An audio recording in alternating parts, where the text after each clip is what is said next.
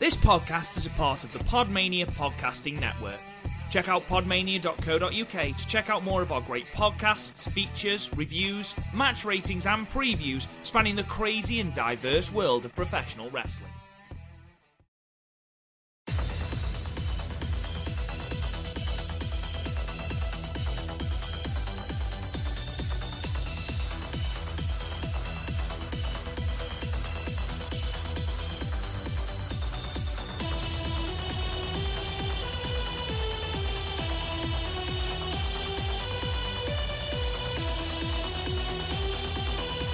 Hello guys, and welcome to another episode of the Stardom Cast, your now weekly audio source of all things World Wonder Ring Stardom right here on the Podmania podcasting network. I'm your host, Rob Goodwin, and I am joined, as ever, by the beautiful, majestic Christopher O'Brien. How are you, Chris? I'm good. I had a weird argument on a dating site recently. Well, not a weird one, but it's weird for me because you know how I don't like Jurassic Park that much, and I feel really annoyed about that because before people were shouting at me going, how the fuck have you never seen Jurassic Park? And I've seen Jurassic Park, didn't like it, and people are like, well, how the fuck do you not like Jurassic Park? And it's like, people are angry at me either way, and just this way I've wasted 2 hours in a shit film. But so she was ended up talking about movies, told her about my thing, told her about my list because I love my list. And so when I showed it to her, went down. She was like commenting on the list as she went down. Then got to the bottom, going, "Why the fuck is Jurassic Park so?" I don't know what I'm more surprised at here: the fact that you had an argument on a dating site, or the fact that you actually showed a girl you were looking to date or looking for something more, you actually showed her your list. I'm sorry, but at this point, I've come to the realization that if I don't show people my weird side fairly early, when they find it, they leave after I feel connected, no matter whether or not it's dating or friendship. So I'm just sort of like, I'm just going to show my weird straight away. Just go all in. This is me. I'm an inherently compulsive weirdo. So eventually they're just going to meet me going, why are you putting like your guitar picks in a circle? And I can't explain why. I just do it. Just sitting. This is how I do things.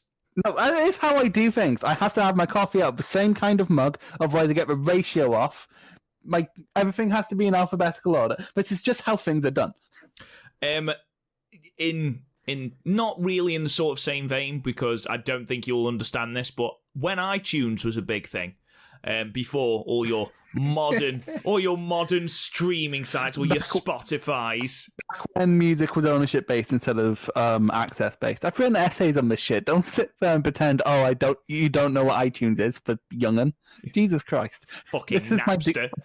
That's my fucking... I had LimeWire as a kid. That fucked up my computer. Oh, yeah. It was a walking virus thing, that was. I weirdly got into ABBA and I downloaded something that said Mamma Mia, and it was just Bill Clinton going, I did not have sexual relations with that woman. However, you can get great deals at techfordeals.com. Makes sense.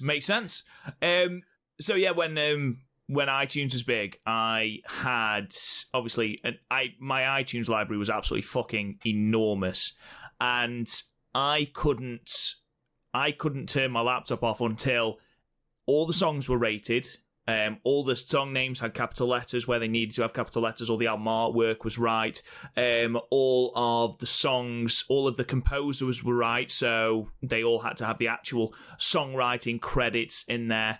And they, most importantly, it all had to fit on my screen so that I could see it all. That ate into a lot of my fucking time. I'm not gonna lie. And now Apple are just getting rid of iTunes, just dismissing it like a husk, like a tired husk, Chris. To be fair, I've been spending a lot of my time recently putting together my 1997 spreadsheet. That is true. How both sad and accomplished are you going to feel come the end of the 1997 project? Well, I was thinking about this the other day because I made it through Psycho Sid versus Undertaker at WrestleMania, and I'm like, if I can make it through this, I'm finishing the project. If I can make it through this, I can make it through anything. To be fair, like there's been some like proper great stuff. But like finally got some Joshi in there, keep it relevant. Finally got some Joshi in there. Manami Toyota versus what's her name Ito. That was great. She got a table thrown at her foot. It was weird. But then you had like because for some reason I was, despite not liking WWF, especially in '97, thought I'm gonna watch every like WWF and WCW title match just so people don't like think by people I mean like me and possibly Garth think I'm like skipping over WCW because I'm a Mark. And then I watched like 5 Psycho Sid matches from the month of March, and I'm like. He was shite, wasn't he? Yeah. I'm not even going to pull the Garth argument where Garth was like he was a draw in the 90s in like 92.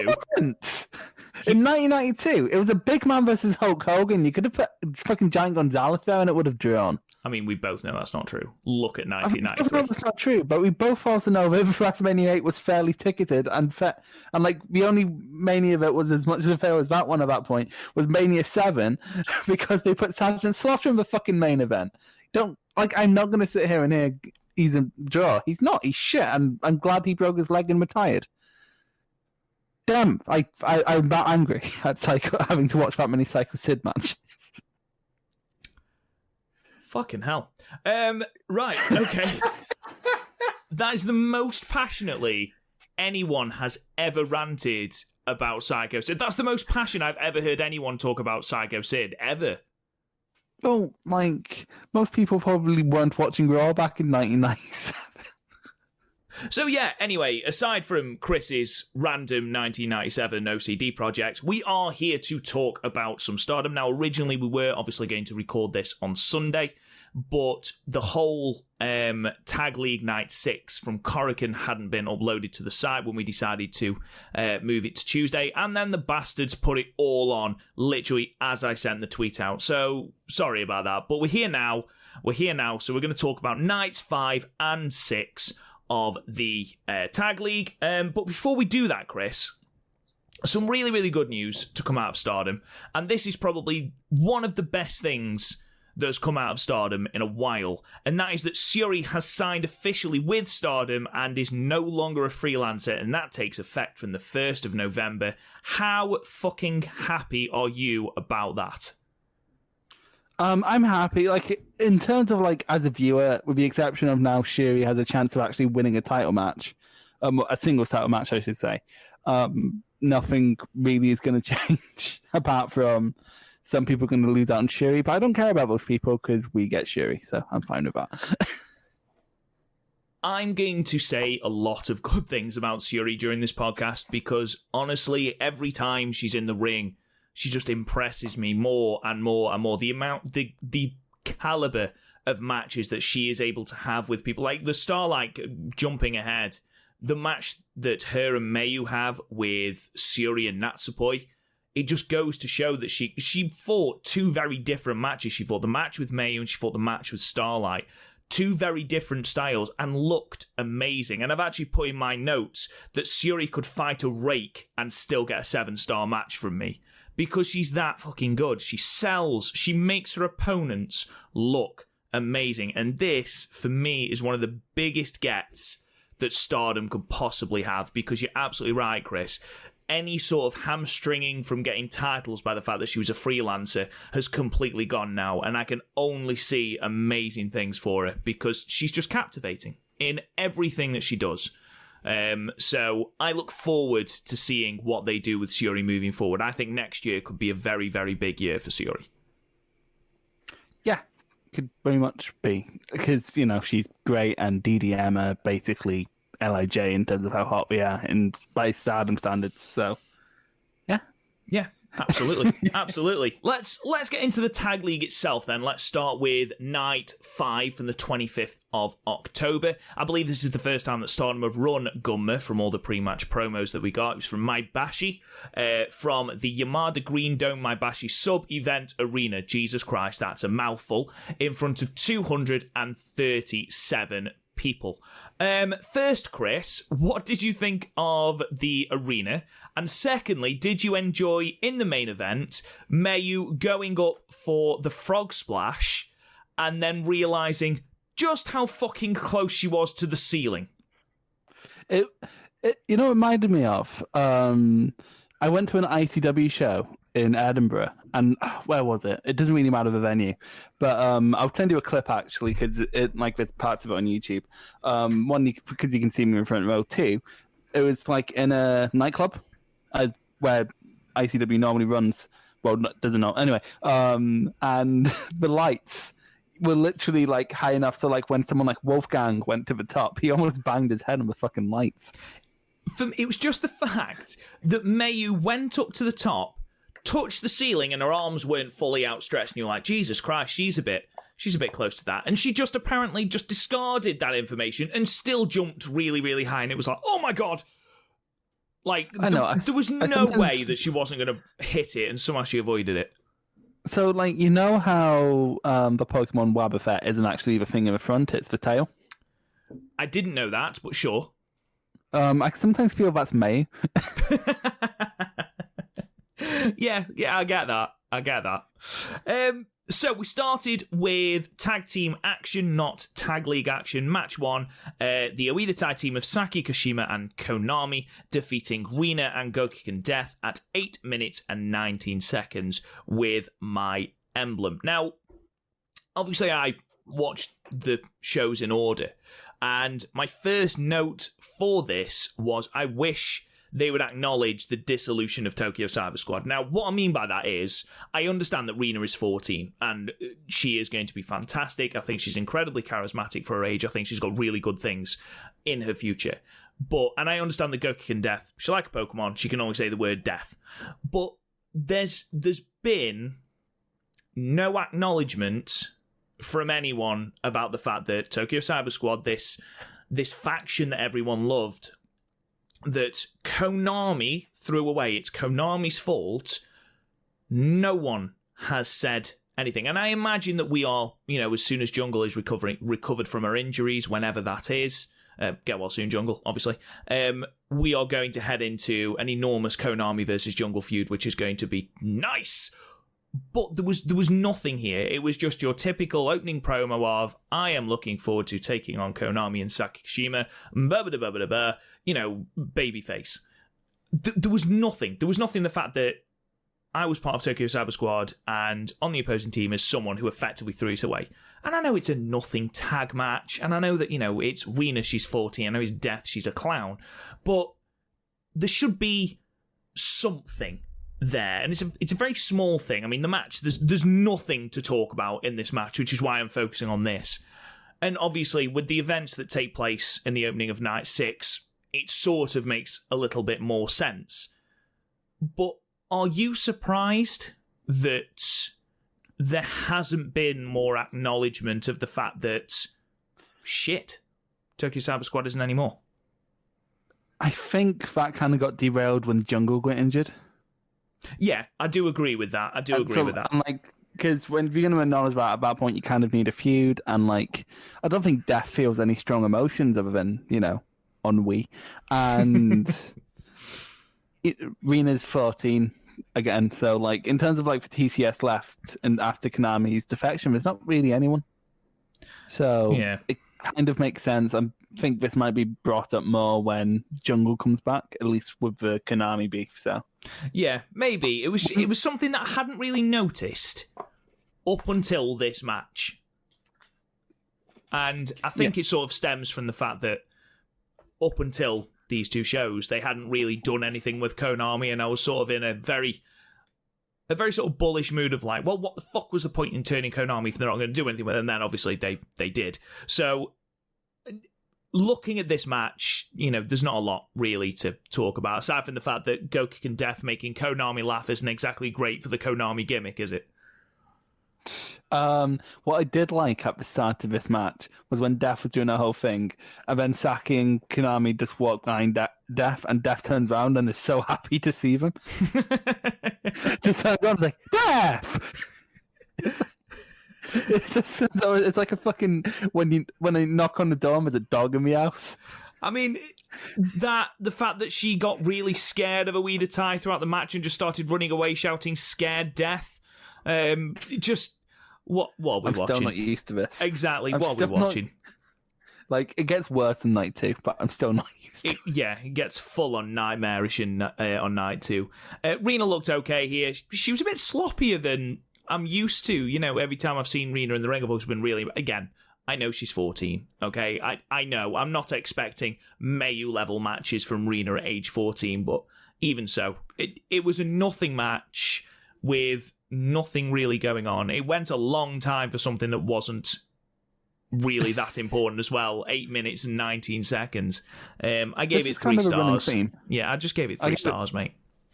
I gave it 4. I felt nothing, but I didn't feel it was actively bad. But that's sort of a running theme throughout this show, at least, is like giving a lot of time to some weird matches. Like this next one. Yeah, absolutely. So we move on to that next match, which was Crazy Bloom, the team of Giulia and Himika, defeating Riho and Hina at 12 minutes exactly with the Sazanka. Again, not Goddess of Stardom Tag League action. Aside from Giulia finding it difficult to articulate that it was in fact Hina and Riho they were fighting, not Hina and Rena, this was another match that didn't really do anything. Yeah, like there's not a lot to talk about here, is there? It centered very much around sort of Hina's resilience in the face of having the absolute shit beaten out of her by Himika, but even that was slightly marred by the fact that Himika tried to get Hina up for some manner of brainbuster, couldn't get her up the first time, then got her up the second time, but even as she got her up, I was like, she hasn't quite got that.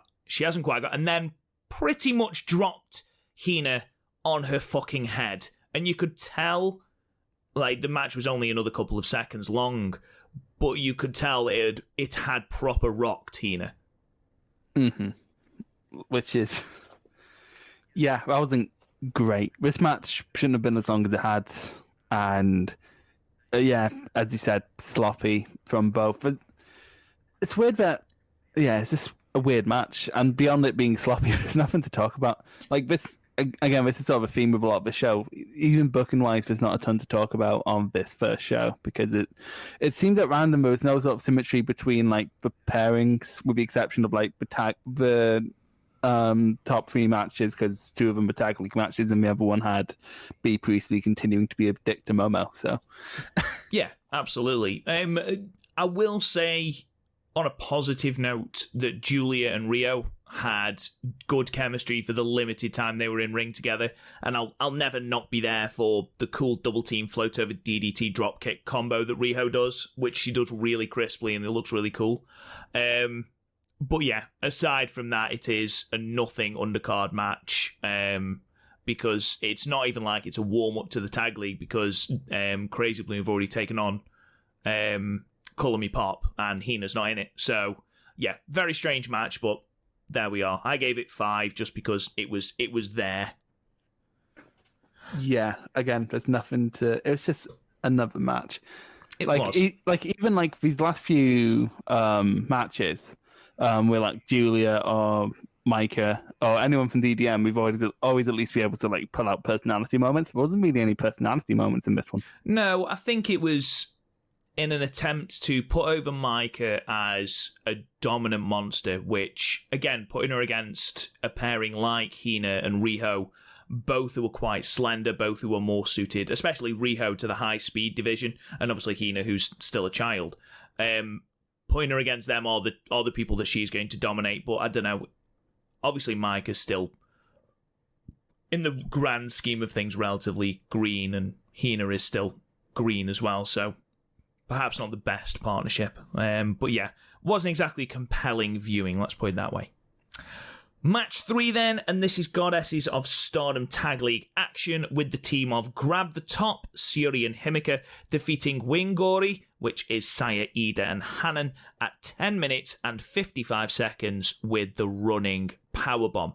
This was another really good Winggori match, who have, even in the loss of the 3 matches, so they lost to Momo AZ, they lost to Grab the Top, and they lose come night 3 to Dream H. They've put on 3 very, very good matches. Yeah, they work really well together, especially in like Saya's case. Is a case of we know you're not going to win, but like we appreciate the effort. It's a Homner type charisma that Ida has, where you sort of like, oh, you're trying really really hard, but it's for nothing. I thought this drew quite a lot of parallels to their Momo AZ match, where you've got the one very cocky, complacent member of the team who very nearly loses it for her team by being arrogant, complacent, not taking Saya Ida, seriously. And that person was Himika. Himika, throughout this match, was very much a case of, what the fuck is this? Piss off, basically. I've got better things to do with my time. Don't you know I've got a title shot next week? But ultimately, I've enjoyed the pairing of Hanan and Sayarida. You got Sayarida, who is very much the brawn of the team, very much chop heavy power moves, whereas you've got Hanan, who in this and especially the night 6 match, throwing out some really really good crisp submission moves. Yeah,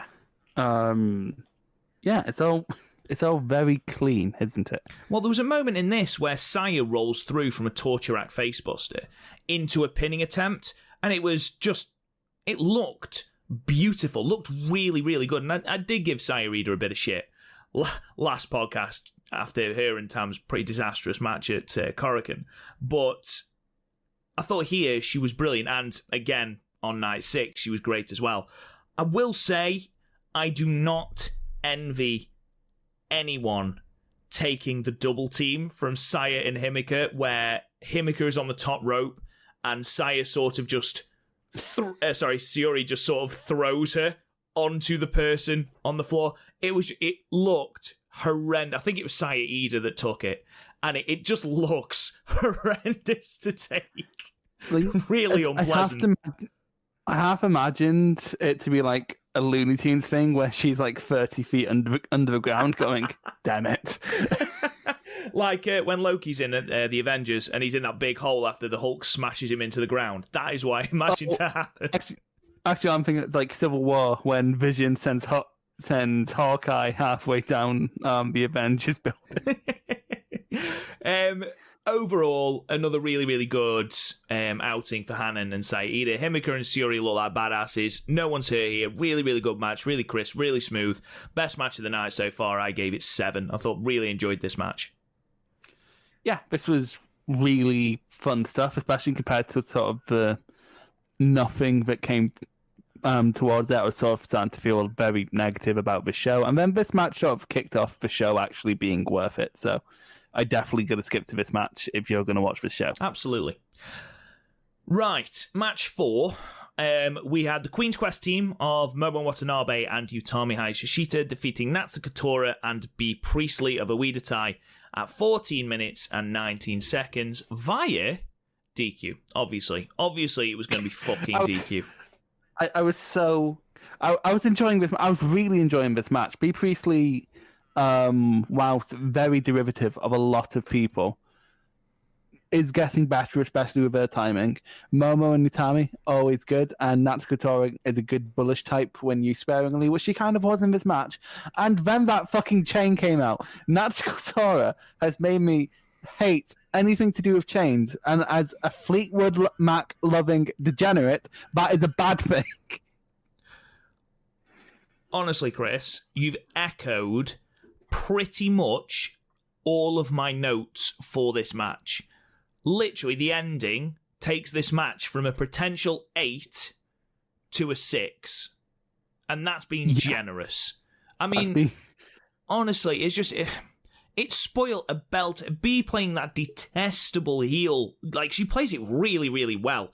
And while the exchanges with Momo are amazing, they emphasise, like you say, just how much she has improved in ring. Even when she held the red belt, I feel like she has improved in ring. And will she ever hold the red belt again? No, I don't think she will. And I don't think she should. I think she should challenge for it. I don't think she will ever be the top person in Stardom again. But I could absolutely see her hold the white belt and be that dickhead heel that everyone aspires to beat we've had quite a few baby faces holding it, a couple of tweeners holding it. Having B hold it, I think I certainly wouldn't be opposed to it, Chris. With Priestley, my thing is I'm very open to the idea of her being able to win the belt, but I'm not open to the idea of her winning the belt, if that makes sense. Like, I want it to be very plausible that she could win any title challenger, but I don't want her to hold the belt, at least not for another while, like at least not until like middle of next year, if we're being like at the very earliest. No, I understand that. I do understand that. Did it surprise you that she does hold a championship already in Stardom this soon after coming back? What, the SWA belt? Well, if we were setting up this New Japan thing, then no, because it's good. You want to have a championship on New Japan programming and be doing this cross promotion thing, but you also don't want to lose like one of your actual championships. And the SWA belt is fairly aesthetically pleasing, so it works for that. Yeah, I mean, I'm just happy Oka came down from the mountains, to be honest. We missed you, Oka. I never actually asked what you thought of the whole B. Priestley thing in New Japan. Do you like it? I mean, there's been chats on our Discord I was reading. There was about 5 billion messages when I went on the other day. And, there was talk of potentially a mixed tag at Wrestle Kingdom on one of the nights. I think I saw Will and B versus Momo and Okada, which I certainly wouldn't be opposed to. I'd be interested to see a dynamic of Momo and Okada. And with Okada and Will, you would assume that is main card worthy, which means that you have some Stardom exposure on the main card. However, I know that B. Priestley is not to everyone's taste. And I'm fully aware of that. And she was not to my taste on night 6. In fact, she fucking wound me up. But I can understand the appeal. It's cross-promotion. I don't think it's doing much damage at all, really. I understand if you don't like B, the last thing you want to see is more B. Priestley on New Japan. But it's only going to be a good thing for Stardom to have that exposure. And having B with Will at the moment, it's pretty much nailed on that we're going to get a Stardom match at Wrestle Kingdom, especially with New Japan putting on 2 nights. I mean, I would say if we're looking percentages, you're looking at 90% certain, surely, Chris. Yeah, like, I don't know why you'd have her there if you weren't going to have her involved in some way. Honestly, keeping Okada out of, especially after that fucking G1 he had, keeping him out of main event pictures, I think is only a good thing. He needs some fucking time to recover.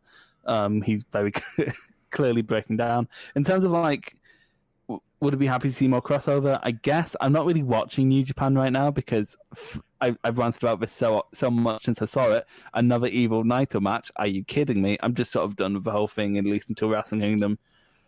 But yeah, if I was Stardom, that wouldn't be my go-to. But like, I get New Japan probably aren't going to want to have that crossover without them in it somehow. I'm not quite sure how they'd introduce Momo into that situation. Yeah, that's my... I mean, obviously, the feud at the moment is Momo and B. So that would make sense. However, if you're looking for, not a better parallel, you're looking at Okada and Mayu, the 2 top guys, or top people, should I say, in the company. But they're both aces, but I don't see Mayu. I see Mayu as more of a Tana than a Okada. I see her as like more Momo. Ibushi. I see him more as a fucking maniac. Yeah, just a fucking neck. God. Yeah, just no regard. But like, we definitely see Mayu and Ibushi as Mayu has a brain. So that's true. Well, actually, sometimes it's questionable. Those 2 would get on. But yeah, I guess it's not the worst way to have crossover. Like, it's probably better than having a title match where whoever's in it's going to win, or like some random tag. This way, like, you could actually get the personality of Momo over, and like, personalities are probably what's going to draw you to go, okay, why not check out Stardom if I haven't checked out? But I don't know. I can't tell you anything about New Japan's booking because like I've not even finished for G1 yet. So yeah, fair enough. Sort of coming back to this match, Utami looked great. Really building it towards that Sendai show. Deadlifting Tora into a Samoan drop is not fucking easy, and she made it look like it was. So proper props to that. That made me pop. And yeah, like we said, Chris, just the stupid, just so contrived, so tired, so trotted out every single fucking Oedo Tai match. I'm done with it, and I tune out. And I have got a little mini rant prepared for night 6, so keep your eye out for that. But aside from that, it was a good in-ring match up until the ending, and I think as soon as Oedo Tai get these endings sorted and actually realise that you can actually end matches, still look like heels without the same thing over and over and over again. Once they realise that, especially now they've added B. Priestley and Konami, once Jamie Hayter comes back as well, you are going to have a very strong faction that people are going to be into. And I know, they're a heel faction, you're not supposed to be into it. Yeah, but they're not supposed to make me physically want to turn the product off. No, that's the thing. Like, people so often conflate actual heat with go away heat. Like, for example, if someone, say you're at an indie show and someone goes up to a kid and says something stupid, that's fine. If someone goes up to a kid and goes, "You're adopted," you're probably not going to like him very much. No, there is a very big difference. And at the moment, Oedo Tai don't have heat. They have fucking hell on board heat, and they need to sort that. Like, whereas most things in Stardom has, like, won me over, Oedo Tai has yet to at all do that. And, like, it's weird because their biggest problem right now is their leader. I disagree. I do disagree. Tora is great in ring. She displayed that here. Throughout that, we've both said how good this match was because both Momo and B matched up really well, and Natsuko Tora and Utami matched up really, really well. And even when we had the odd change in that dynamic, it was still really good. And Tora is good in ring. The problem is the finish. The finish to a match. And we seem to have this horrible misconception that to be a heel, we have to finish the match by fucking up our opponents. We don't care about the end of the match. That's not what this is. I compare them to Suzuki-gun. Suzuki-gun don't get disqualified every single fucking match. The odd match, fine. But not every fucking match. And it's starting to get to a point now where I see them on a card and I don't want to watch the match. And that's not heat for me. That's not, oh, look how good heels they are. That's wank booking. And that needs to change. Because Oedo Tai are, without a shadow of a doubt, the worst thing about Stardom. Thing is, Kagetsu used to have that energy, but like she'd use it to like actually fuck up her opponents. Yeah, they hugely miss Kagetsu and Hazuki. Massively. Mm-hmm. Yeah. So, like you can have that energy, but like Kagetsu use that energy to sort of feel like a final boss. Yeah, exactly. You saw Kagetsu as a fucking threat. And Tora, at the moment, you're just like, well, I'm going to get a win here because she's going to get self-DQ'd. But with Tora's case, like, if she did somehow get a title shot, I'd be like, well, she's going to get DQ'd anyway. So, like, Space Points for the only really good Tora match recently is for one at Yokohama because there was no DQ.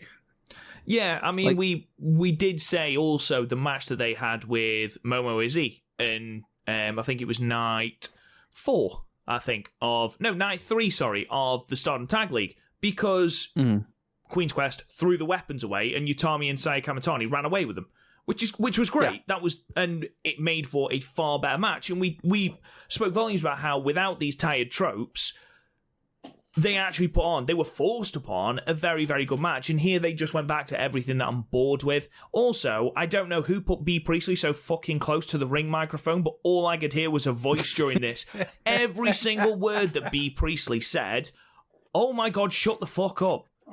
I mean, there was a hilarious moment when she had the chair and the ref's trying to take the chair off her and she was like, don't touch my things. That really made me laugh. I don't know why, it just made me chuckle. But yeah, To go 14 minutes, to invest 14 minutes of my time into this and to not get a fucking finish, just fuck off, man. What did you think of Priestley's post-match promo? Because I find it really weird that she just throws in random Japanese phrases, like in the middle of an English promo, and like it's weird because like people like Omega used to do that and it didn't bother me, but he was seemed to be doing it as part of a heel act, whereas B Priestley sort of just comes off as a massive weeb. Like, she reminds me of that one person I knew at school who, like, would just drop in the random Japanese phrases they knew. Like, they'd be like, what was it? It's like, I showed my niece might have just been born, and I showed them a picture of my niece, and they were like, oh, kawaii. I'm like, you son of a... Why? Just because you know it's in Japanese doesn't make you better than me. It's like, I know some German. I don't say Scheiße when I want to say shite. I just say shite. And then I got chucked out of the classroom because it's school, but you know. Damn it, I should have said Scheiße. They are relatively entertaining. She does need to come up with something slightly different than you suck or you're crap, because she just sounds like someone in year 5 who hasn't quite learned how to swear yet, and just... Oh, my nieces are about to stay. Exactly, and... My nieces have started shouting poo you at me, and I'm like, what the fuck does that even mean? Exactly. B Priestley is a step away from doing that. You are poo, Momo. Yeah. And I just go back to that Giulia promo where she says, you think all the time she spent in Japan she'd learn some other Japanese fucking phrases, which, you know what? Absolutely right, Giulia. Yeah, you fucking would think that. It reminds me of when Jamie Hayter came out to challenge Arisa last year for the white belt, and Arisa's just sort of looking around going, what did she say? Help me. Somebody help me. But yeah, like, I don't know. Like, I think you should either like commit to English in your promo or Japanese, because like it's definitely implying that no matter what language you're speaking, Momo understands what you're saying. And at the very least, it's not very hard to communicate that. Because basically whenever Priestley says the insult, Momo needs to freak out. So you just tell Momo what the insult is, and then she'll cue it to freak out then. Like, I don't know. I think throwing in random Japanese, there's no reason for it, and it's it's distracting for me as an English speaker. I imagine it's also really distracting for the Japanese audience, but I can't speak to that. But like, it does mean you need to subtitle her promos too, which I find funny. Just, yeah, a very anticlimactic ending, and then it was topped off with a very anticlimactic promo. 6 stars. We've spent far too much time talking about Oedo Tai because we're going to end up speaking about them again when it comes to night 6. You have been warned. Very happy this is week. You're very happy this is weekly now. God, I think I'm going to give myself a heart attack. Jesus. So main event then of night 5 was another tag league match with MK Sisters defeating Dream H at 14 minutes and 49 seconds with the Dragon Suplex. Chris, what did you think of this match? This was good. I'm still questioning some of Shiakawa's and Tam's moves, like the DDT thing. What is the point of Tam in like the implant DDT bit? Because that's how they land anyway. I think it's more for elevation, and therefore it compresses the neck more, because she does hold them higher than they would be from just a standing position. It's not a great deal of difference, I grant you, but I can look past it. There's enough of a change in it for me to just say, yeah, okay, I can take that. If Tam was even like Mayu's height, I might buy into that. The thing is, I've drank out of glasses taller than Tam. So, she's not the tallest. No, she's not. And apart from that, yeah, Mina continues to be a good babyface in Peril, even when up against other babyfaces. I kind of like that she's trying to prove herself. She's still not the greatest, but she's steadily getting better, which is all you can really ask for.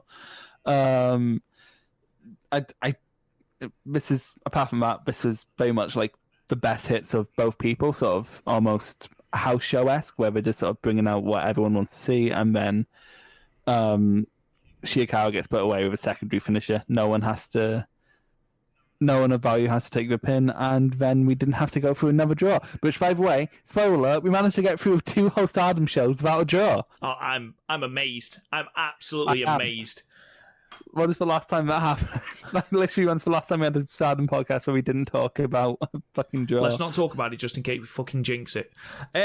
Oh, we will jinx it, won't we? I enjoyed this match. I really enjoyed this match, actually. Obviously, this is all centered about... It was, how did Mayu and Starlight put it, an assessment match for Mina Shirakawa to be a part of Stars. And I really enjoyed how, basically, her initiation was to see how long she could resist Mayu grinding her down into the mat. Literally just trying to...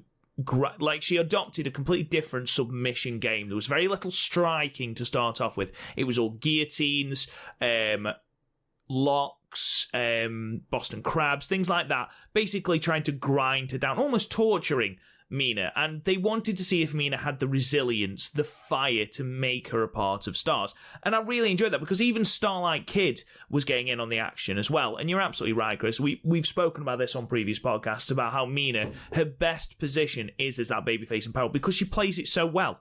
She does play she is a very, very good babyface. She really is. And I completely agree with you. Her offense is still a bit iffy.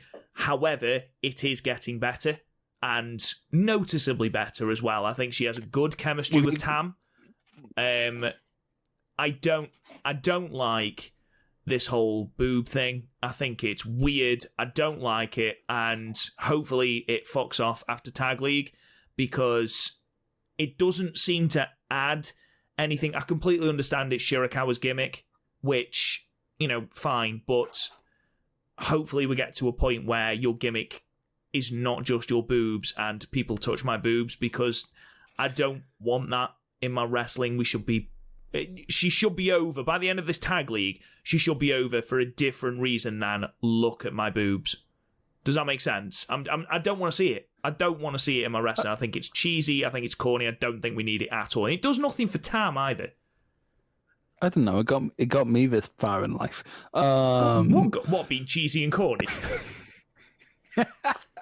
Definitely not being corny. Yeah, no, I do agree. Honestly, half the time I don't notice it, but then when you point it out, it's like, oh yeah, that did happen. I mean, they made it really, really fucking obvious. I can't remember when it was. Oh, it was during when it was night 6 when Tam's making that announcement, and she's just proper punching them. It's like, leave the fucking girl. Mina, bless her. She actually looks a little bit uncomfortable. I mean, wouldn't you if someone was punching your tits? Yes, I would. Leave my boobs alone. They're mine. I'm gonna try and make it for our next wrestle trip. Have Garth do it, but you not remember. So it's just I'm like, Garth, are you doing it? I'm like, yes, mastermind right here. I enjoyed the fact that Mayu had to escalate her offense progressively to finally put Mina away, and she escalated it, but didn't quite escalate it to the point of needing to use the two-step dragon or the dragon sleeper. She still had to escalate through a couple of moves before she got to one that finally put Mina away. But that resilience paid off. Mayu inducted her into Stars, so Mina is an official member of Stars. If she keeps putting in performances like this, where she is resilient, where she does show that fire, that passion, that I will not quit attitude, then she's going to get over. She's going to get over no matter what. So I want, but that can last a few months, but at some point you do need to level up, otherwise you get a Johnny Gargano situation. Yeah, absolutely. Well, I imagine, I think she's got 2 years ring experience. From what people have told me about Mina, she wasn't given a great deal of singles opportunity against your top talent in Tokyo Joshi Pro. So if she's in the ring with top level talent, people like Mayu, people like Tam, she is going to get better. She is going to learn and progressively make her way up that card and learn different things to do within ring psychology and learn to wrestle different matches. So that I'm not massively concerned about. That will come with time. If she's good enough to have been hired by Stardom, she will have it in her to progress. I don't have an issue with that. And we've seen it a little bit already. I mean, there was a match where me and you thought she was the absolute fucking drizzling shits towards the start. And it must have been night one of Tag League or something, and she was pretty ordinary, to put it mildly. However, the last couple of matches where she was facing Mayu and Starlight here, and then when she was facing Himika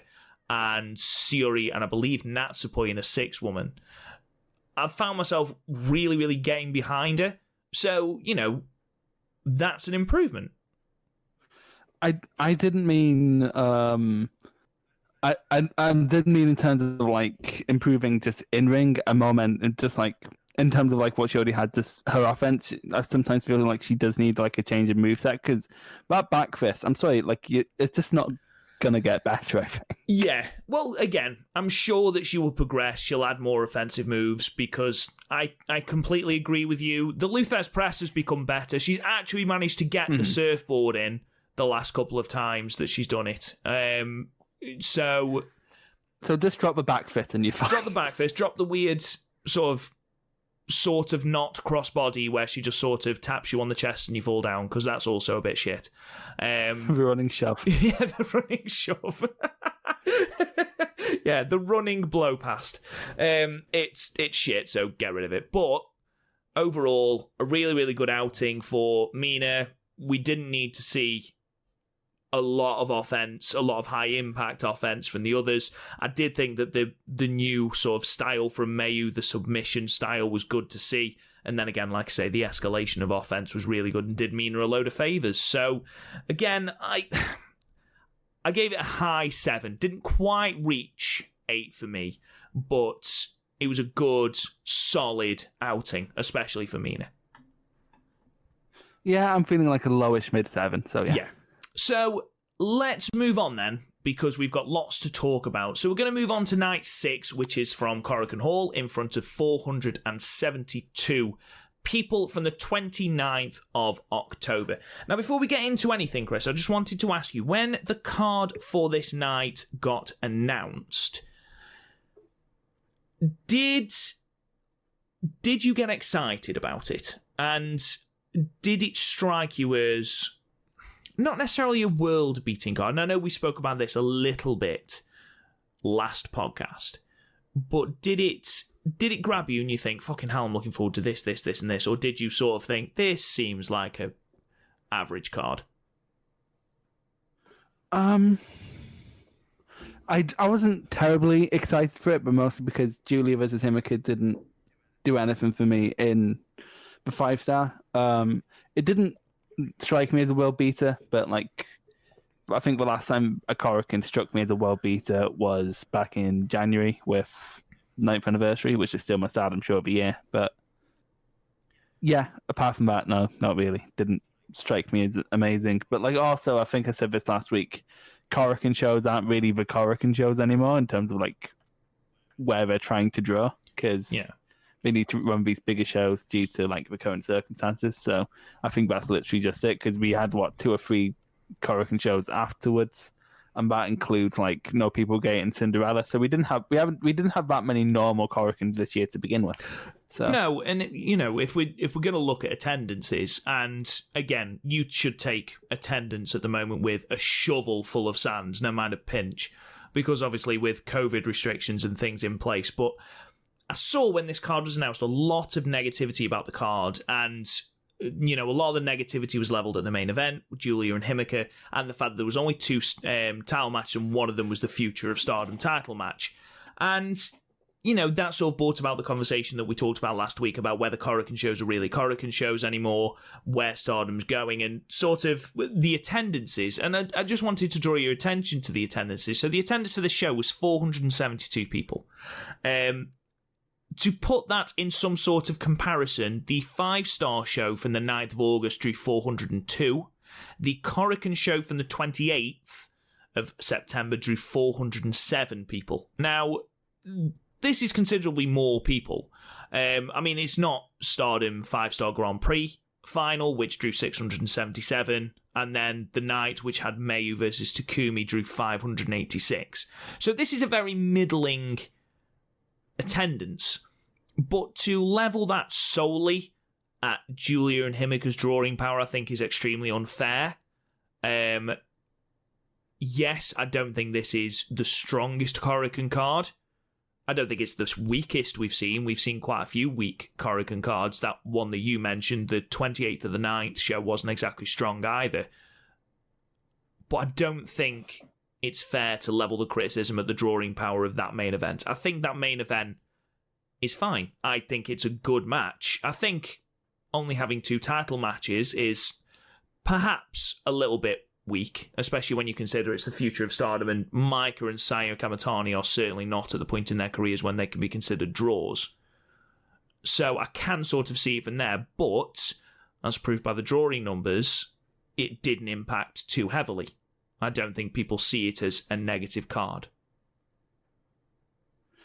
Yeah, I think what also didn't help it was there's a lot of random tags on here. Like, there wasn't a ton of for the tag league. There's only 1 tag league match. Like, so aside from the 2 title matches and that, the rest of them were kind of just filler.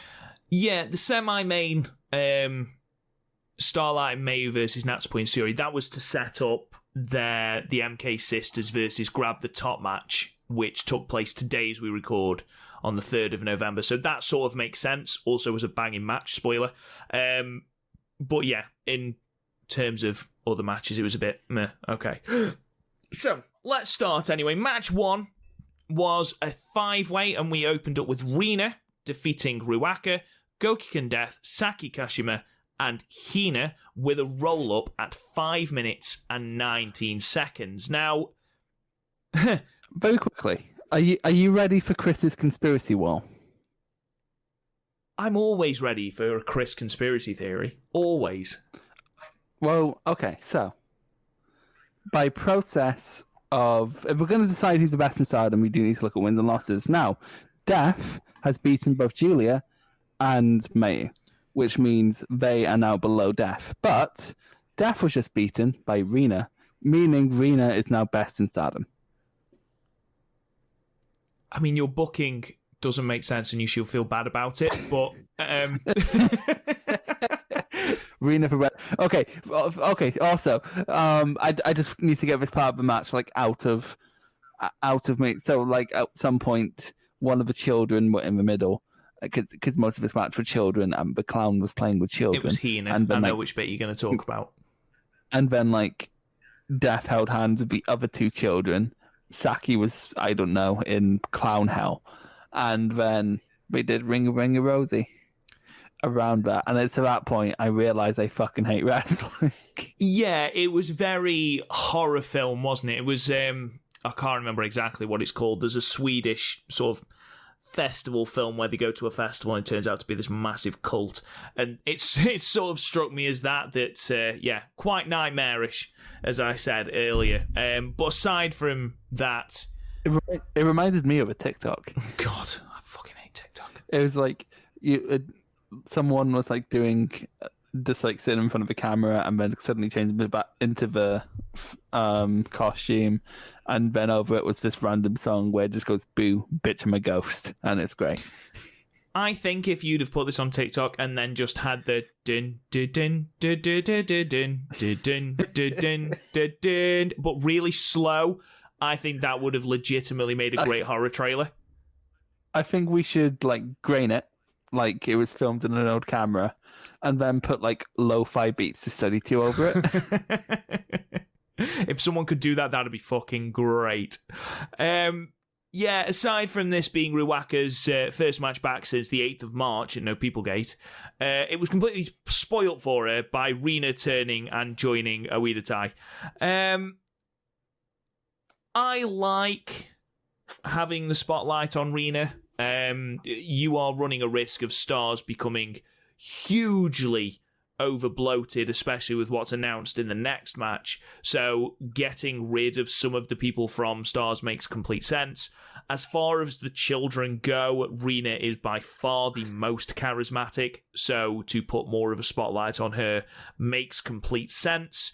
The turn was pretty poorly executed, I'm not going to lie. It kind of just happened, didn't it? There was no real lead up to it whatsoever, so yeah, in that regard it was pretty poorly executed, but I Who's just like, bitch, I'm here. Yeah. Bitch, I'm here now. Bye. Yeah, but aside from that, Rina is now part of Oedo Tai. And yeah, aligned herself with Saki Kashima. And you saw the rest of Stars at ringside do absolutely nothing to stop her leave, and then just look either really confused in the eyes of Mayu or absolutely devastated in the eyes of Gokik and Death. A real range of emotion for the people at Stars at ringside. Are you a fan of Rina in Oedo Tai, Chris? Yeah, she's probably just doing it so that like Oedo Tai have like an actual fall person. Because like as it stands, everyone's in some form of push. Or a Saki who they never really seem to want to pin. Yeah, I think if Natsu Sumiya wasn't injured, she's pretty much that fall person. But obviously they don't have that at the moment. I understand from that point of view. I think it's nice to have the spotlight on her, though, because, like I say, something that she has that Hina doesn't is that charisma, and something that Rina has that Hanan doesn't have is that charisma, even if I do think that Hanan is better in ring. Mm-hmm. Let's move on then. Let's move on to Tag League action. Again, the only Tag League match on this show, which saw Dream H defeat Winggori in 11 minutes, 48 seconds with a violet shooting. First things first, absolutely amazing name for the finisher. Second thing, another secondary finisher used to finish off an opponent, and it won't be the last on this card. Secondly, and I feel like I'm repeating myself, or thirdly, should I say, 1, 2, 3, that's how numbers work. Another outstanding outing for Winggori, who are quite quickly becoming the MVPs of this tag league. Yeah, but we've had the most matches of anyone in the tag league, I think. No, Momo AZ have had 4 matches, and then MK Sisters, Winggori, and Aphrodite are all at 3, and Dream H. Okay, so I'm just stupid. They're one of the most highly featured, let's put it that way. Yeah, I've noticed them the most, and they've been good. I think they're mostly just great compared to expectations, and again, Saya Ida sort of brings a Homnet energy. Not in the sense of she's trying to murder herself, she's actually very safe, but beyond that. Hanan's getting a lot better. Like, she's still iffy in places, but again, for a 16-year-old, she's doing great. Her opening salvo with Tam was brilliant. Her working the leg was really, really good, and it was coupled with the fact that Tam actually sold it really, really well. Whatever hoodoo or cocaine, as we discussed last time, which had been going on between Saya and Tam during the last Korakuen match, was completely gone here. They had really good chemistry. Everything went fine. Shirakawa obviously is now a part of Stars, but now needs to prove that she needs to belong in Stars, so what better way to prove that than being the hot tag? And in a match like this, I'm perfectly fine with Mina being the hot tag. However, ultimately, it's Tam that gets the finish by completely finisher spamming until Hanan stays the fuck down. But even that was put over. It's similar to the Dream H vs MK Sisters match the previous night. Even that was put over by how Tam was reacting by Hanan kicking out of everything. That real resilience. It was treated with real incredulity from Tam, which is great. I mean, some of the reversals from Hanan were really, really good. And, again, she's 16. She's going to be very, very good when she's older. So I'm over the moon for this. Enjoyed the fact that Tam won the match with something other than the Tiger Suplex. Overall, another really, really, really good showing. Post-match, Tam says that at the next Korakuen show, we'll be seeing a new member of Stars in the form of the mysterious ZZ. Yeah, no idea who the fuck this is going to be. I'm sure there are people that do know who it is, but I'm unfortunately not one of them. But yeah, we'll look to see. So we've just got rid of someone out of Stars, and we're going to put someone else in there. I just like to imagine, it's like, quick, who do you have on WhatsApp? Someone text someone. We cannot be without 1 million fucking members. Quick, we've got Zzz. Put Zzz in. It's like when Danny Ricciardo left Renault in F1. It's like, quick, who knows Fernando Alonso? Who's got Fernando's number? Yeah. So this match, right, match 3. I'm gonna rant. 6-woman tag, Queen's Quest, Momo Watanabe, Utami Hayashishita and Riho defeat Oedo Tai, Bea Priestley, Konami, and Tora by DQ in 9 minutes and 35 seconds. I just don't give a shit anymore, Chris. I've got... all I'm doing, whoever is facing Oedo Tai, I've got no emotional investment or sense of attachment to anything that they do whatsoever in this match, or in any of their matches, because all I'm doing is I'm waiting for the inevitable DQ. I can't get invested in how good an exchange is between Momo and Bea, or between Utami and Tora, or between Konami and Utami, because I just can't, because I'm waiting for the bullshit. I'm waiting for the DQ, and we're now programmed to just assume this is going to happen. And aside from that, this wasn't great in ring. There was an absolutely fucking horrific botch from a Uranagi from Bea and Momo. Had some sort of timing issue. Bea, she really wound me up in this match, because she made and this might just be me, I might be speaking completely out of line, and everybody else might just think I'm being ridiculous and I'm seeing things that aren't there. But in this match, it seemed to be the Bea Priestley show. Everything seemed to be about her. Her talking, her doing the moves, her on the outside stamping on people. She no-sold the Peach fucking Sunrise, which pissed me off. Momo hits the Peach Sunrise, goes for the 3 count, just as the ref's about to go for 3, Tora pulls the referee out. Bea is straight up and hits a B trigger. Like, literally the second the referee is out of the ring. No selling whatsoever. And then we get the fucking chain spot. Again. A hanging spot. Again.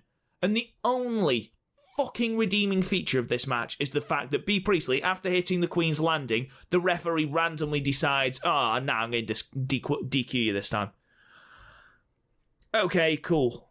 It's utter bullshit. And I hate it. I absolutely hate it. And like I said to you before, I don't want to watch the Oedo Tai matches. I don't find them entertaining. I don't find them fun. I've got no sense of attachment to it. I don't care about their storylines. I don't care about anything they've got going forward. In fact, the only reason I want to watch her match with Syuri is because I want to watch Syuri paste her all around the ring. And I get that is good heel heat, but I sort of want it to happen in real life.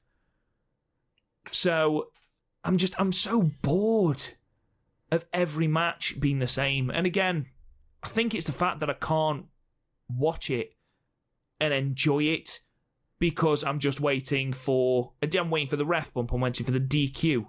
I mean, even Evil in the fucking G1, and he had a god-awful G1, and I will stand toe-to-toe with anyone that said he didn't. Even he had slightly different variations of his finish. These are all the fucking same. Every single fucking time. And no matter how good you are in the ring, we've spoken about how Bea Priestley's improved in the ring. Konami is fantastic. Tora, she's good in the ring when she's not using that fucking chain. But you can only polish a turd so much, because it will still be a turd. You can put as many good wrestlers in a ring as you want. If the booking is wank, the match will be wank. You've got Momo, Utami, Konami, who are 3 of the best workers in this company, and it was a match I couldn't give 2 shits about. It could have been for the fucking title, and I would not have given a fuck. And I do not understand how you can have Tora go for any title and give a shit about it. I honestly can't. At least Bea and Konami finish matches that we know of. I'm bored of it. I'm sick of it. I am fucking done with Oedo Tai. Really am done. And the fact that this is on a Korakuen as well. Why the fuck was this on a Korakuen? Why? What did we get from this? Because Bea's next match isn't even with fucking Queen's Quest. It's against Syuri from Donna Del Mondo. And I'm perfectly aware that Syuri was in the semi-main, fine. But this was dog shit. It was awful. It was the shits. I hate it, Chris. I liked the as we know that we know of, like we haven't watched every Stardom show this year for this podcast. Yeah, I kind of just agree. They really put B over strong here, didn't they? Because like she got a visual pinfall on Momo, and like from a booking sense, since they cheated to win anyway, that wouldn't have been like a bad thing for Momo. It would just give her motivation to want to chase after B. But instead, DQ.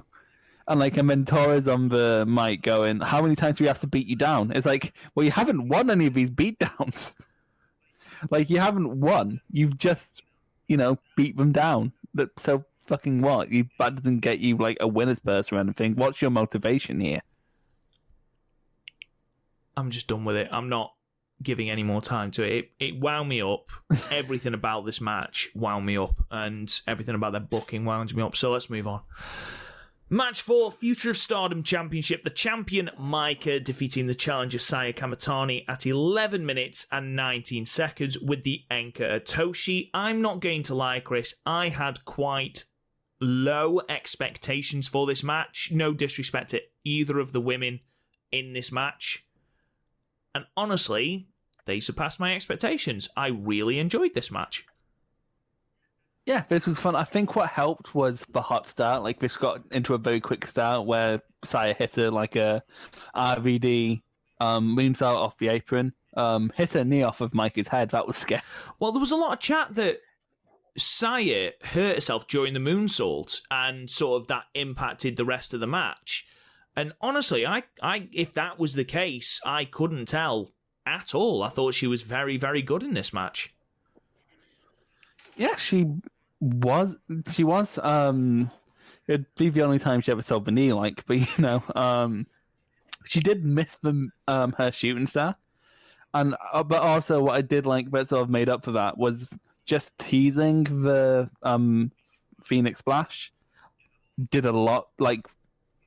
When that's why secondary finishes are a good thing, because you get to the point where if you just tease them, you're like, oh my god, they're going to go for it. So that was a nice little bit of booking. Micah's power moves looks a bit better against a bigger opponent, so like that's a step in the right direction. Happy with that. Just nice little progression in this match. It's not going to blow you away. I'm not going to lie. It's not the best match you're ever going to see. It's probably not even the best match over these two shows, but I still enjoyed it. It was quite fun. It's another mark in Saya Kamatani's book of being just the progress that she's made since the start of the year in ring. I mean, she still did the cartwheel having just sat in the fucking camel clutch for God knows how long, having Micah just worked her back. But that aside, she's constantly presenting new moves, the Phoenix Splash, the moonsault off the apron, the Kiwi Crusher that she broke out on the last podcast episode. She's constantly adapting, constantly improving, and that's brilliant. That's what I want to see from her, because honestly, at the moment, she is my Stardom most improved wrestler, and I'd be amazed if she doesn't win that come the end of the year awards. Micah, again, like you said, being the power person in a match, being the competitor who is the most physically dominant, you need to have someone who's willing to bump circles around you, and Saya did. I mean, she proper did the Will Ospreay, turn yourself inside out off the lariat. She really, really made Micah look like a powerhouse here. Proper let her beel her all the way across the ring. Really, really good. I enjoyed that hot start, like you mentioned. That moonsault made me go, yes, that looks fucking great. Well done. She looked a bit nervous, bless her, as she went for the ropes. But I think I would be as well. I'm going to do this for the first time. I am very, very close to the barrier. But overall, a really, really good match. These two had really good chemistry. It was far better than I thought it was going to be. I gave it 7 stars. I thought it was a good, solid defense for Micah. And then the second person Micah beat for the belt, Saya Iida, came out to challenge next. So, first of all, Chris, what did you give this? Second, are you looking forward to the Saya Iida Micah rematch? Third, does Micah win that? And fourth, if she doesn't, who challenges next? Because we are rapidly running out of competitors. Okay, so I'll start with the match. I also give it a 7. It's past my expectations. I think that's mostly because the triple threat for the title is a bit of a clusterfuck. Yeah, a little bit, definitely. So that sort of tricked my brain into thinking, oh, this isn't a great pairing. When in reality, it's a good pairing. It's just they weren't put in a position to be good last time. And here, in terms of like the Saya thing, Saya Reed is literally the only other person unless you're going to have the children. Because I think the Rookie Stardom title is like it's people under 18 or with less than 2 years experience, I believe. Off the top of my head, I might be wrong. So yeah, unless we start like bringing the children in, there's not really many people who are going to do it. Like, but like at the end of the day, like that belt is a prop more than most belts are. Like, I think it's literally just fair to sort of solidify who they care about. Like, they had it on Utami, and like she basically never defended the fucking thing. So I really don't care if the future of Stardom Championship isn't defended again until Micah loses it. Yeah, because even looking at someone like Mina Shirakawa, she made a debut in August 2018. So even if she were to win it, she can only have it until August 2021.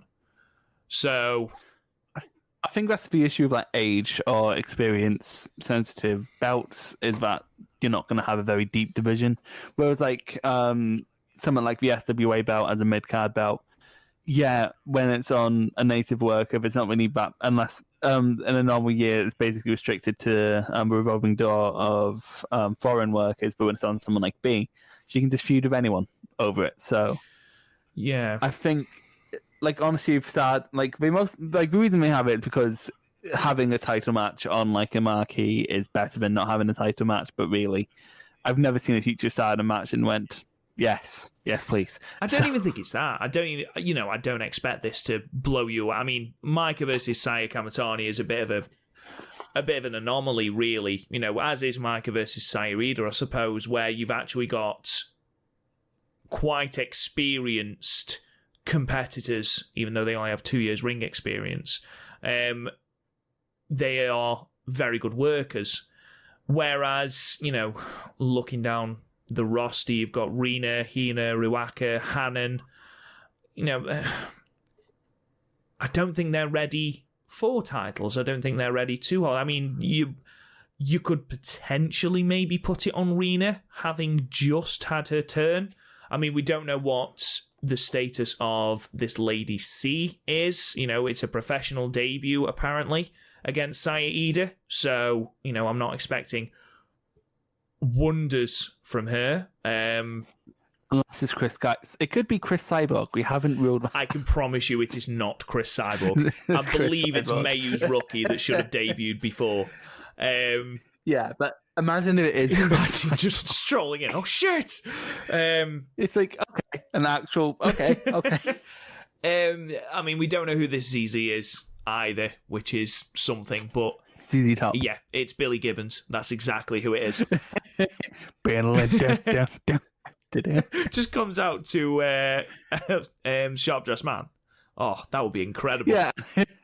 And you're just looking at it going, hang on, there's several things wrong with this. Do you think Saya Iida beats her for the title? No, because they're building Saya as like a plucky underdog seeking that big victory. That storyline hasn't been going on long enough for a win to be massive. And then you kind of have the sake of, you want Micah to look as cool as possible, and at some point she's going to lose that 6-person belt.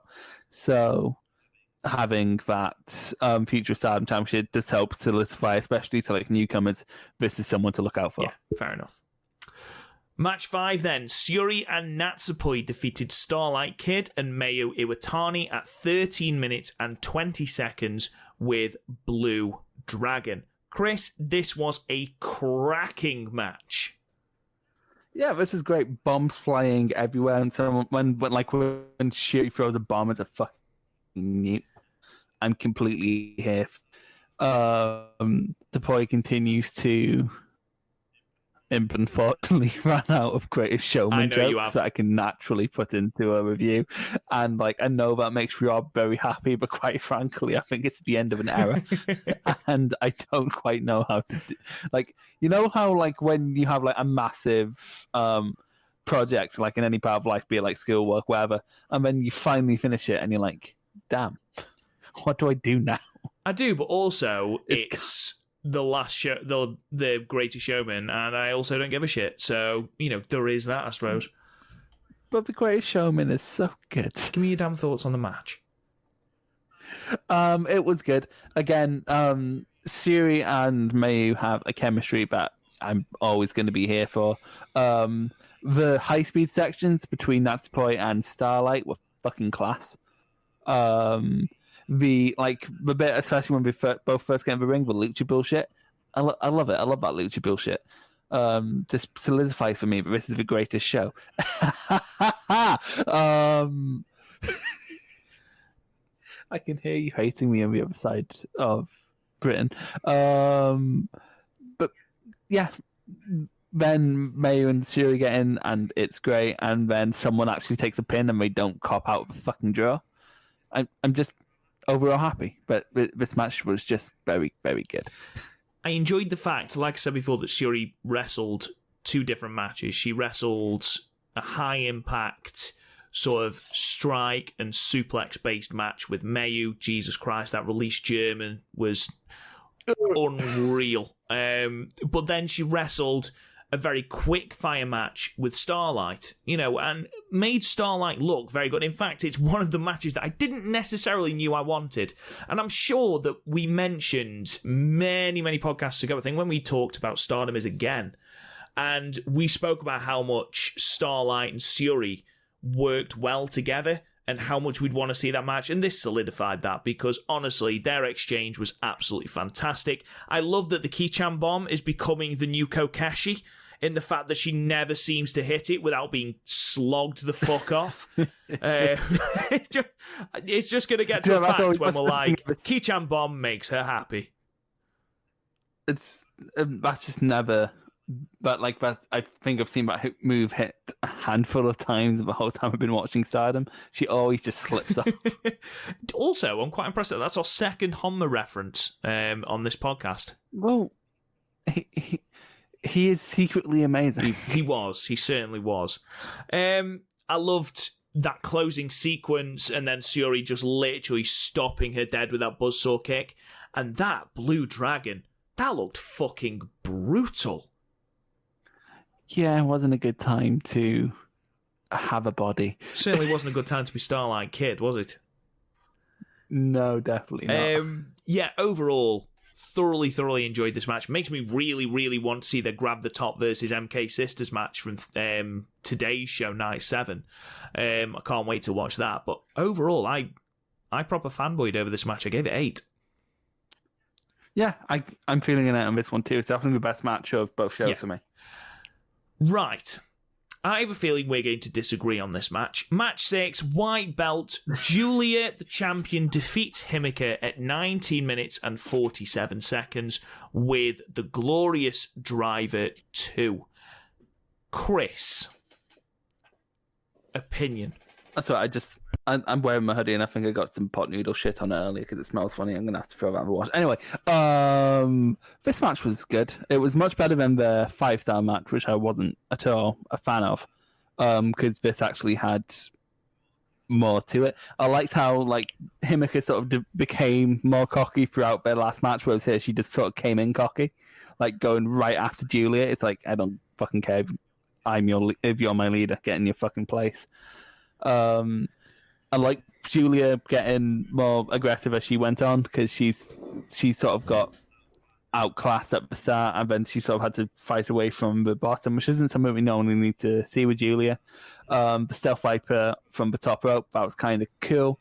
Not miscommunication, but like she found it hard to get Himika upper points, which makes sense, but like that glorious driver was pretty glorious. But overall, I enjoyed this a lot more.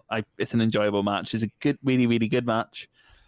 But at the end of the day, this pairing was never going to create fireworks for me, and it didn't quite create like fireworks, but it, it had a bonfire. And that's more than like no fire. So there was lots of things for me to like about this match. I mean, I liked their 5-star match, but I agree, I think this was better. I enjoyed the first visual of Giulia having to walk past Tam to get to her new opponent, as though she was walking past her previous feud to this brand new feud. I quite enjoyed that little subtle visual. Himika starting the strongest because obviously she won at the 5-star. She knows she can beat Giulia. She's in the ascendancy. Love that. And then it becomes about asserting dominance. Who is the alpha female of this stable? Giulia becoming increasingly desperate because of Himika's power. I enjoy the fact that Giulia basically got from being overpowered by Himika to slowly but surely beating her down. Grinding her down. She tries the glorious driver 3 or 4 times, can't get her up, but eventually she's grounded down that much with some fucking hard strikes between the pair. That striking exchange is great. Really, really good. And it felt organic. It didn't feel forced, which, Giulia's done those exchanges before in this year, and it's felt very, we're at this spot, are we? Whereas here it felt naturally organic. She was desperate. They were both tired, and it was a case of, I need to finish this match. I need to grind this woman down because that is the only way I'm going to beat her. I'm going to beat her with this move. And I really, really enjoyed it. I enjoyed how panicky she was every time Himika kicked out, because Himika had the ability to beat it, and she knows that, and not many people have beaten Giulia. The only thing for me that sort of stopped it being that fire match was it didn't quite have that closing stretch. The reason that I love Japanese wrestling is I'm a big closing stretch mark, and that's why I love Jay White so much, because, you look at his match with Okada at Wrestle Kingdom, one of the things I loved in that match was just how good the reversals and that entire closing stretch was. It gets you invested in a match, whereas here I just felt like Giulia eventually got Himika up and dropped her with the glorious driver. Now, I understand that as part of the story, Giulia is exhausted, as is Himika. Himika's taken an absolute punishment, as has Giulia, so they're not able, potentially, to do this closing stretch. I just felt like it just needed something else to just bump it to being that amazing main event. I mean, ultimately, this is a great match. But the Too Long Don't Read version is, it's a great match that wasn't quite a match of the year. It was a really good match. Yeah, it doesn't quite make my match of the year, Fred. But to be honest, at this point, Fred's like 200 something matches long. No, I enjoyed the violence of it. I enjoyed how hard hitting it was. I enjoyed the different parts to it. And overall, I thought it was a really strong 8 out of 10. Yeah, I gave it a 7, but yeah, it's still a really good match. Yeah, and again, I do agree it beat their 5-star match. There was such a... Once Giulia sort of calls out Konami, because believe it or not, that's not the thing to come out of this this promo post-match. She calls out Konami accepts, so that's her next challenger, which, oh my god, yes. That's the 3rd or 4th time since they came back, I think. Do you know what? I don't care, though. I'm fully here for that match. Fully here for that match. I'm trying to remember what... So we had one in 5-star. We had one in the... oh, no, it's only 2. One in the 5-star and that one in the white belt So this tournament. will be the 3rd, yeah. Which, again, nobody is complaining about. Everyone is excited for that match. So I'm fully on board for that. Once Konami's gone, Giulia then cuts. Something for you, Chris, which I know that was a big thing for you with Giulia when she first debuted, was she wasn't able to, or she struggled to connect with the audience with her post-match promos. And they seem to be quite forced, they seem to be quite by the numbers, they seem to be quite scripted. Here, she cuts the most heartfelt promo about how times have changed for her for the better over this year, and it was amazing. It was it was heartfelt, it was honest, it was filled with emotion, and because of that, she connected with the audience, which is another way that she has massively improved as this year's gone on. Because, like you said before, there was those opening promos, and she would say something, and there would be no reaction from the audience, and it would be quite uncomfortably awkward. And what was even worse, that she tried to break the awkwardness, and it would make it more awkward. Exactly. But her Cinderella promo died a death. Her introduction of DDM died a death. But then, she actually cut a promo for once more feeling, and it was a good promo. It's well done, kid. You've been in the game 5 years and you cut a halfway decent promo. John Cena quote over. I will say, I don't know if you've seen on Twitter, Giulia did a big interview, and she spoke about her time, especially her early time in Stardom and before that, and she talked about a lot of the hate she got. And in the wake of what happened to Hannah and everything, it really hit home, just how much these women have got. And she talks about how she used to have fans, and then, loads of fans turned their back on her, and she was getting all sorts of horrible abuse. And, there was a time when she'd turn up to autograph signings and there'd be 3 people there for her. And, it'd be those 3 people that really supported her and carried her through to the point where she is now. And it was beautiful to see someone come out of the end of that, because it can be horrible. And reading what she'd written was really quite brutal. And what she's been through is really quite brutal. Again, in the wake of what's happened with online bullying and people thinking they're clever on the internet when in fact they're nothing but self-righteous keyboard cunts. No, that's the thing, because one thing I can see from us saying this is that, you critique people. At the end of the day, we make jokes, but we're here to critique someone's work, and even though I didn't like Giulia at the start, we've noted where she's got better. What happens a lot to wrestlers, and especially women wrestlers, for both a positive and negative, they get properly dehumanized. And you see it all the time, people either see them as something to be hated, you see the amount of abuse someone gets if they remotely speak out, or there's something to be idealized, there's some just proper weirdos who are fixate on one wrestler and that's their whole life. I saw a thread where someone going, my life started X amount of years ago, and that's when I think it was Micah the guy used. And just in both ways, women and Stardom's part of gets it, especially because of the idol culture in Japan.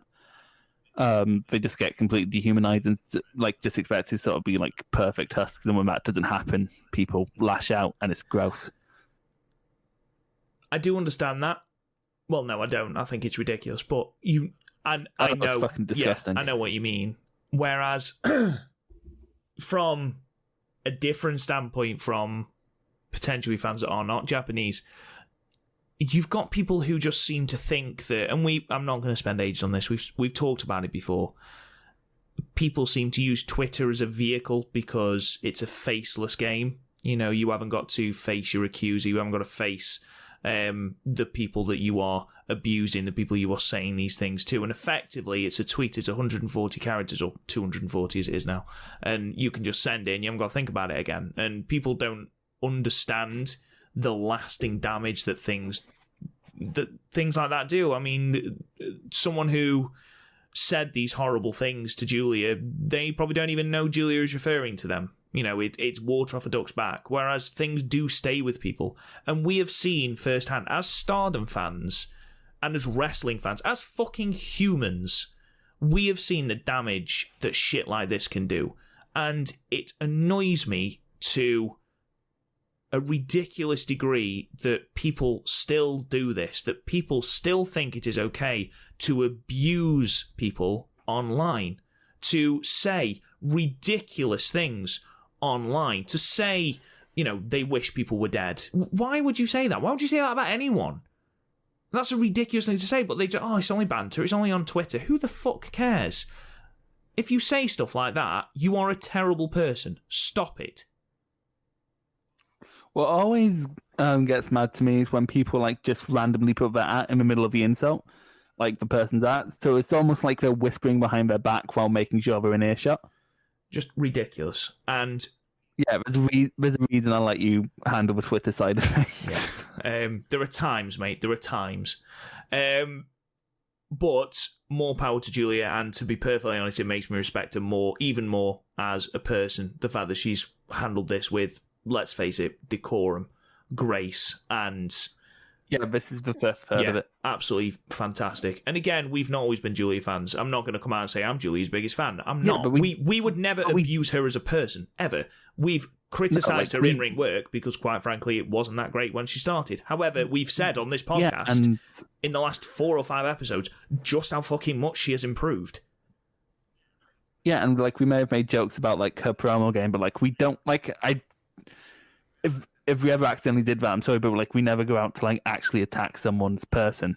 I will just say the final thing to add to this is, I don't know if you noticed this, but obviously as DDM were all in the ring and sort of Giulia's signing off, you've got everyone doing the DDM pose, and you've got a very, very teary Himika doesn't do the pose and instead is staring very, very jealously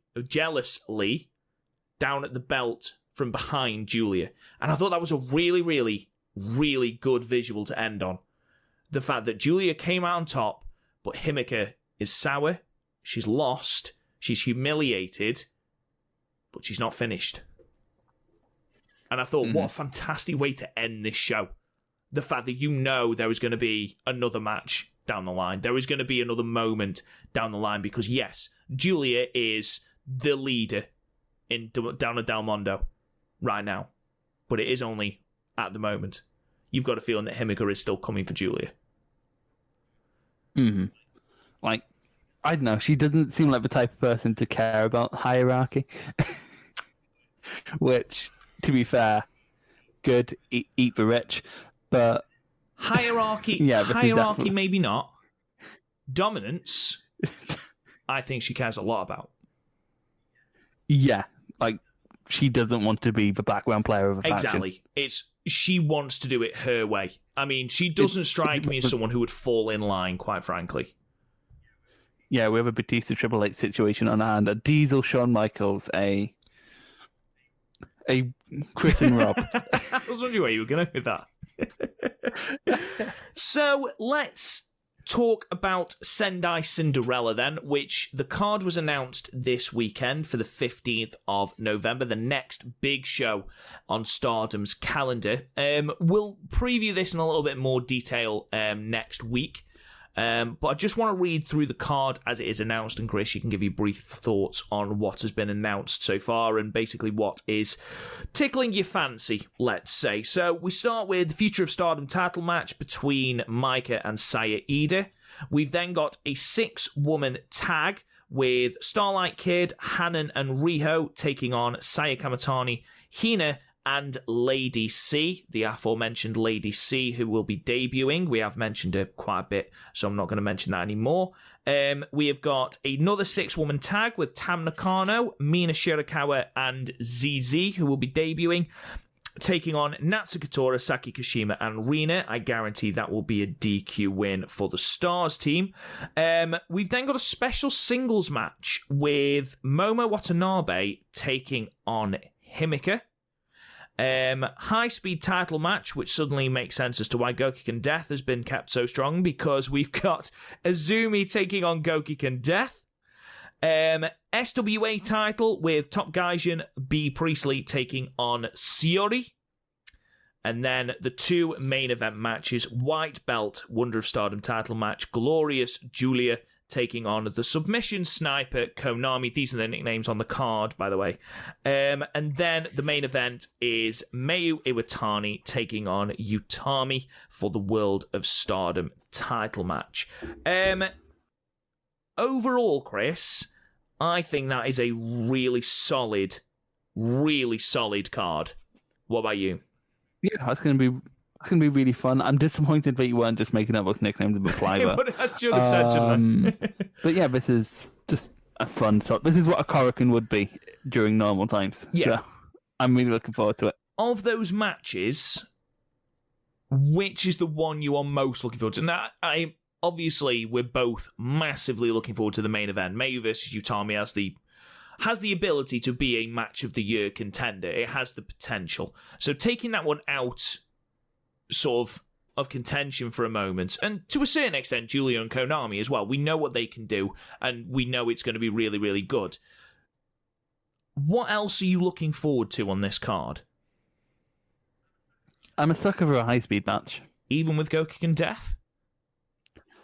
She did all right last year as high-speed champ. She was Death Yamasan then. Very different gimmick, Chris. Very different. I mean, we run over ring and Death a lot, but aside from that, very, very different. Yeah, it's going to be an uncanny valley, isn't it? Yeah. Just like I watched Blade Runner recently, and that fucked me up less than like it dealt with what it actually means to be human. But nah, a Death Yamasan match fucks me up a lot more than Blade Runner. I'm looking forward to the SWA title match. I think Syuri and B will put on a really, really good match. I think if we're going full chicken shit heel with B, which we absolutely should do, because I don't know if you saw at the press conference, B jumped Syuri and instantly regretted it because Syuri just instantly turned the tide and started beating the shit into her, which was hilarious. I think it would be funny if B came out of Ospreay. It would be quite funny. It would be good. I'm looking forward to Momo versus Himika. I've seen quite a few people theorise that Momo is on sort of a curve of redemption. Obviously, she's taken a lot of losses recently. She lost to B at Yokohama Cinderella. She didn't win the 5-star, which her stablemate did. So, there is certainly redemption to be there. I've heard a lot of people say that she's going to be the red belt champ at the anniversary show. And basically, good things are going to be coming into play for Momo, and that this is the start of that redemption angle, that she's first going to beat Himika, then she's going to have another big victory at Osaka, then year-end climax, and finally take it to the anniversary show. If that happens, I'm all down for that. I do think she beats Himika here, because, as I've said, she has taken quite a lot of losses, and as Natsukatora incorrectly stated in her promo, she has taken a lot of punishment. Like, not necessarily losses at the hand of Oedo Tai, but Oedo Tai always seem to get some manner of upper hand. I say some manner of upper hand. A chain hanging on her. So she needs a victory. She needs a high-profile victory, and I think this will be the start of it. Yeah. Yeah, I just completely agree. I have nothing to add. Right then, Chris. Shall we end it there? We'll be back on Sunday. So what date is Sunday? Just to make sure. We'll be back on Sunday the 8th, where we'll be going through the Goddesses of Stardom Tag League shows that we have missed, and we will be previewing in a little bit more detail the Sendai Cinderella card. And then, of course, we'll be back next week, or the week after, should I say, to actually review the Sendai Cinderella card. Now, that is on the 15th, which is the Sunday, which is when we would usually be recording. For obvious reasons, we won't be able to review it. So we'll be talking, me and Chris, about when would be the best time to do that, and then we'll put it onto Twitter and Discord, showing you and telling you when we'll be recording. But we'll be back on the 15th to record our review of the next bout of Stardom Tag League matches. Just before we sign off, Chris, the update to the Goddesses of Stardom Tag League blocks. In blue block, top of the pile is Momo AZ with 6 points. Tied in second are Grab the Top and Colour Me Pop, both with 4 points. Black Widows with 3 points. And Dream H with 2 points are at the bottom of the pile. Red block, we've only had a relative handful of matches in the red block. So currently joint top of the pile with 2 points are MK Sisters and Crazy Bloom. Crazy Bloom have only had 2 matches though. We've then got Aphrodite, who have got 1 point out of 3 matches.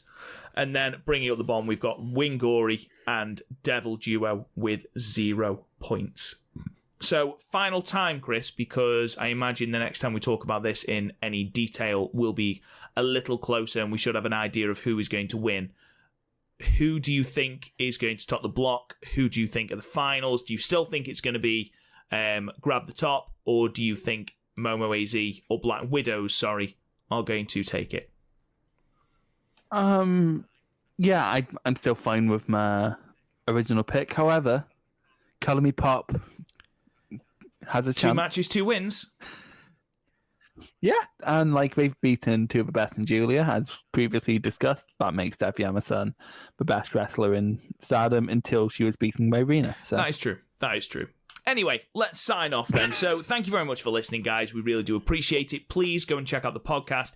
Anywhere you get your podcast, subscribe, download, leave us a 5-star review, comment. It really, really does help us out. Thank you so much to the people that already have. Thank you. It really does help us out, like I say. You can go check out the website, www.podmania.co.uk, where you can check out all our archived episodes, as well as all of our match ratings, including the ones that we've gone through tonight. You can check out the podcast on Twitter at the Stardom Cast. You can check me out on Twitter at RealRobGoodwin. Chris, where can they find you? The Greatest Showman Official. Thank you so much for listening, guys. We'll talk to you guys again soon.